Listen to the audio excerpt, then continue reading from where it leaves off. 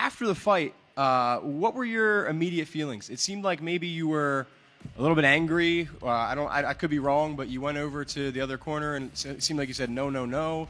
What was up with that? Yeah, I did wrong, because the guy was my teammate, coaches from the same gym, and I was kind of frustrated about that, to fighting a teammate. The guy had accepted the fight, but what can I do, I was wrong.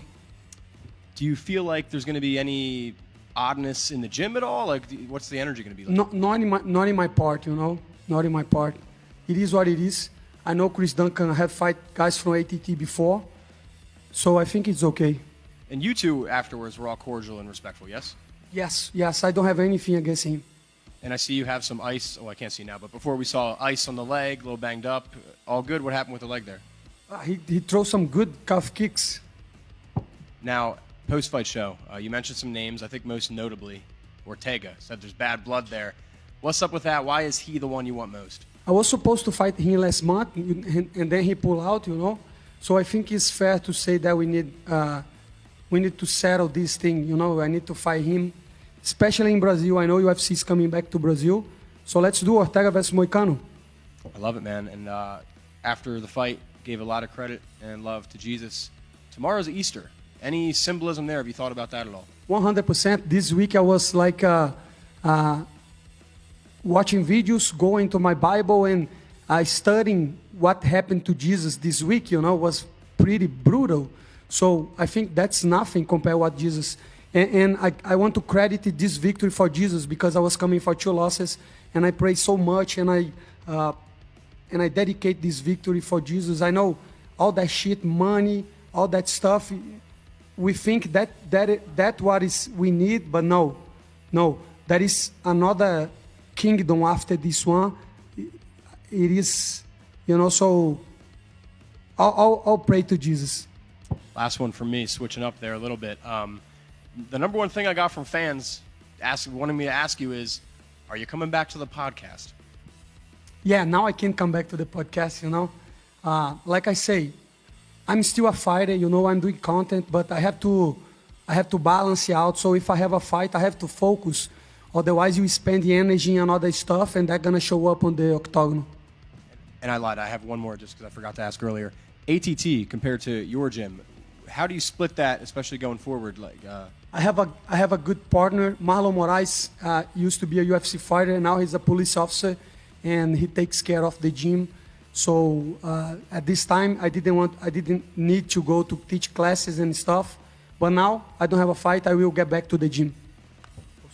Renato, congratulations on the win. After the fight, you said, F the fans. As it stands, what is your relationship with the fan base? No, I love the fans, but the fans just love who is winning. And it is what it is. Life is like that. So I love fans, but fuck the fans too, because if we need the fans, so that's why you have to be entertaining. You have to give some entertainment. But as soon as you start to lose, they're going to hate you. It's just life. And that's okay too, no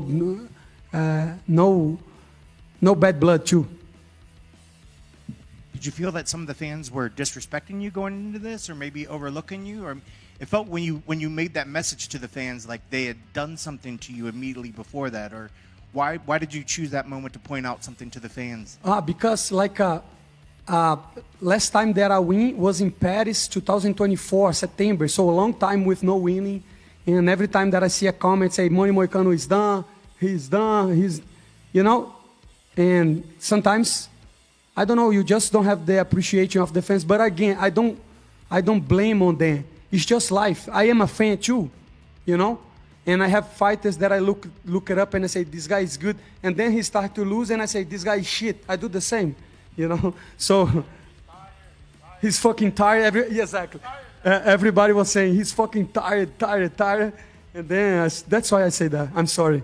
Well, there must be something to it too, because even though you said you had the 2 losses, I think you're one of the most beloved fighters that we have. I think when the fans come, the fans always love seeing you. When you show up at media events, there's always a big crowd from the pop. What do you think it is about you that resonates with the fans so much? I think I'm funny because I don't know how to speak English properly. Well, you made some colorful phrases tonight that I think are going to get made into T-shirts and all kinds of things tonight. So I think you have a perfect way of words with the fans. Thank you so much, sir.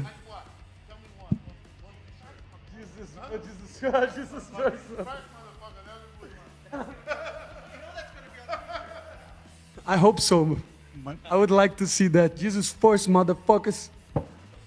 Moicano, you said that you want big names or you're going to retire. Was that just in the moment? Like, what do you mean by that? Do you want like older veterans like yourself? Like, do you not want to fight young up and coming guys at this point in your career? Yes. Yes. And I will become 37 years old, It's not that I don't want to fight upcomers, but the business is, I'm doing stuff outside too, YouTube, and I'm making money outside too. So the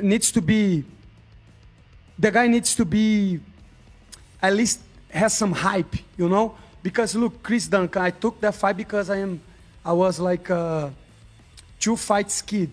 But he's not famous, nobody know him, These Apex cards, this Apex card was fucking shit. Dana White, don't listen to that.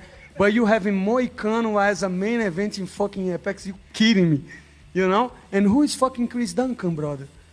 That fight doesn't add to my career, doesn't add to my YouTube, So I think it should be like a fight that I can promote, like Ortega, like Paddy Pimblett, like Dan Hooker, maybe Benoit Saint-Denis, maybe somebody, somebody that the fans know. That's what I'm saying, There is a lot of guys that are very good, but nobody know them. And it's not, and everybody can win and everybody can lose.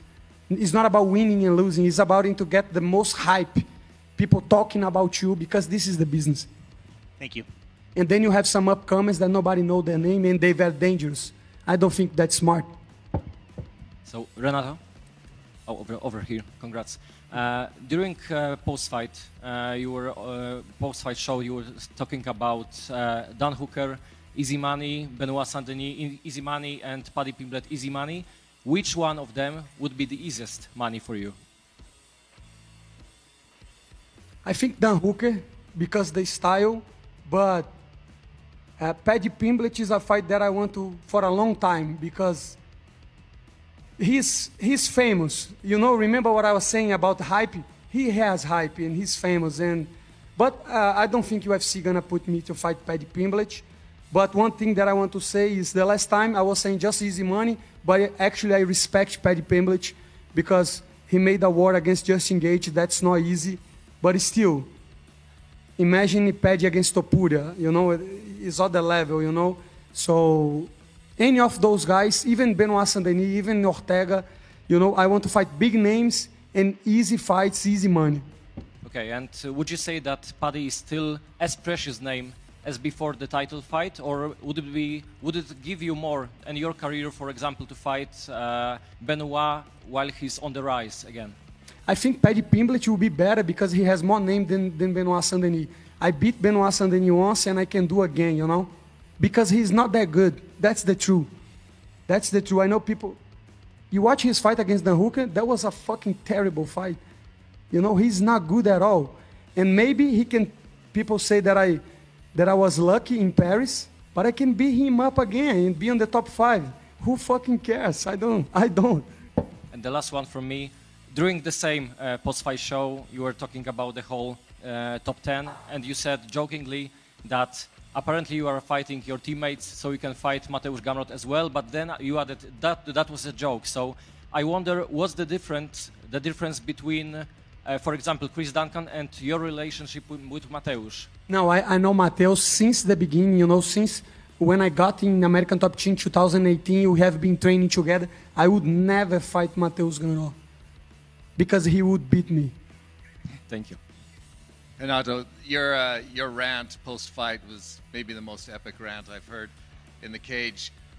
Were you planning on these things to say, or were you just caught up in the moment? No, I never plan.